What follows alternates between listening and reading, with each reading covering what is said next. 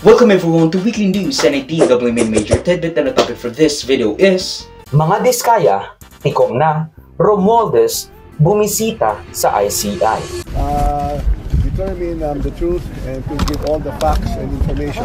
I will be here to help in any way to speed up the resolution of the fact-finding and investigation of the ICI. So yung si Representative... Ayan na nga, umattend na si Notorious BIG dating House Speaker Martin Tambalos Los Romualdez, complete with his hearty smile and carefree attitude despite numerous corruption accusations na ibinabato sa kanya.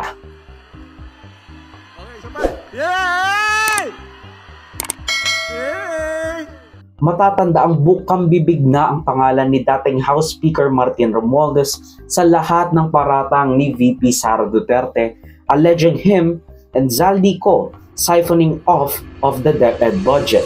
Ang budget ng Pilipinas ay hawak lang ng dalawang tao. Hawak lang siya ni Congressman Zaldico at ni Congressman Martin Romualdez. Yan ang katotohanan. So maiintindihan niyo, 'di ba? Bakit pa tayo magbo-budget hearing para sa Office of the Vice President? Dalawang tao lang naman ang nasusunod sa budget ng bayan natin.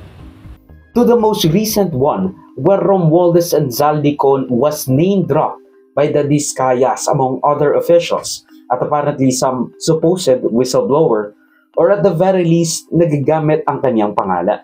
Sinasabi nila na, in the name of the House Speaker's office, kailangan mong maglagay ng datong. Kailangan mong maglagay ng porsyento para kay Speaker. Karamihan sa mga kawani ng DPWH na nabanggit sa itaas ay paulit-ulit na binabanggit ang delivery ng pera ay para sa kay Zaldico na dapat at least 25%. Si Kong Marvin Rillo naman ay ilang beses na binabanggit ang pangalan ni Speaker Martin Romualdez bilang kanyang malapit na kaibigan. Now this is after almost however many weeks have passed since the last Blue Ribbon Committee, where SP Pro Tempore Lacson invited Romualdez through the House and as his own kasi nga napatalsig na siya sa House of Representatives. By the way, mukhang babalik na naman si Senate President Pro Tempore Ping Lacson as the Blue Ribbon Chairperson. We had a series of talks and practically naramdaman niya na mga kasama namin at ang publiko mismo ay alam na meron siyang mga naiwan na dapat ituloy na unfinished business sa Blue Ribbon. So by November 10 we will re-elect or ask Senator Lacson to retake. And as far as our last conversation, and he has agreed. Alam niyang kailangan na. Matapos ang ilang linggong walang namuno dito dahil wala nang gustong kumuha ng Blue Ribbon sa mga tao sa Mayorga. So, kanina ba mapupunta yun? Of course, kay Lacson. Una-una, papasalamat ako sa tiwala for considering me for such a very important committee, lalo Blue Ribbon. No? Kaya lang, alam ko limitasyon ko, mas marami ang tingin kong mas may kakayanan ang mag-lead ng... There are netizens pitching, why not Senator Risa Ontiveros?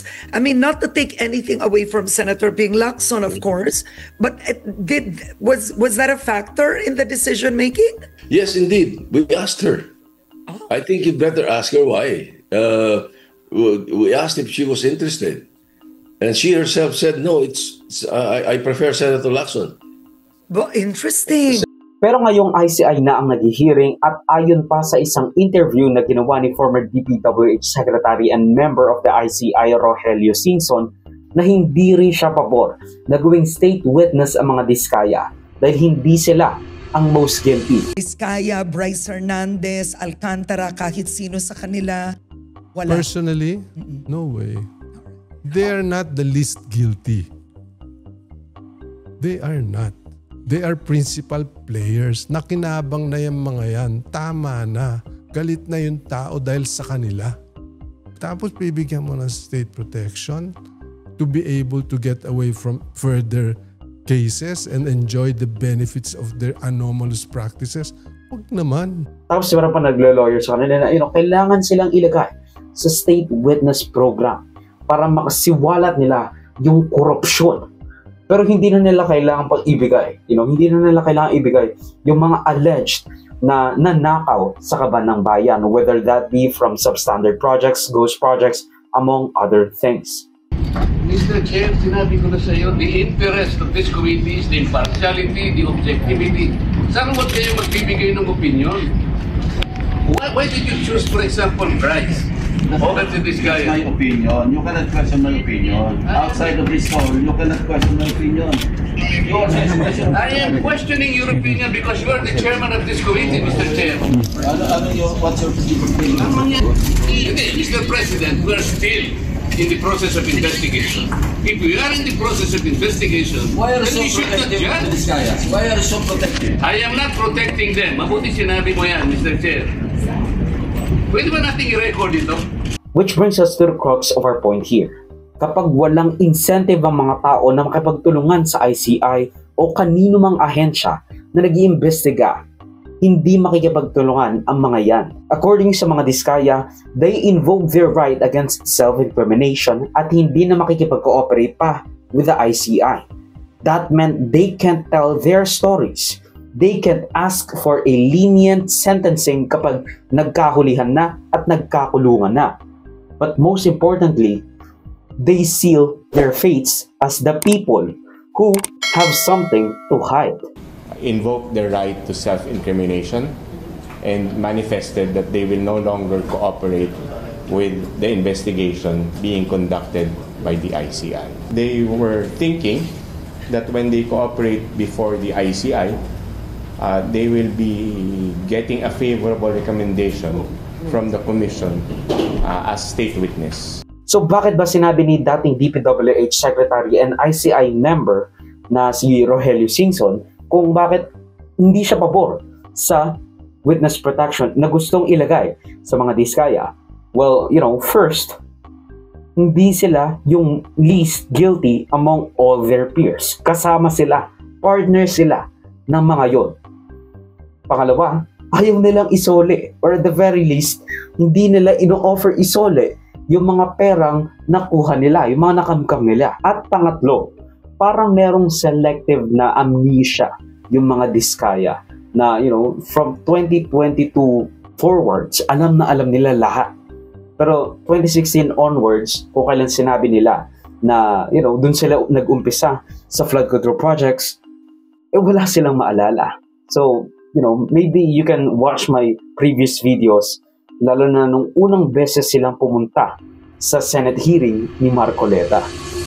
Ma'am, very clear man yun sa video na sinabi mo.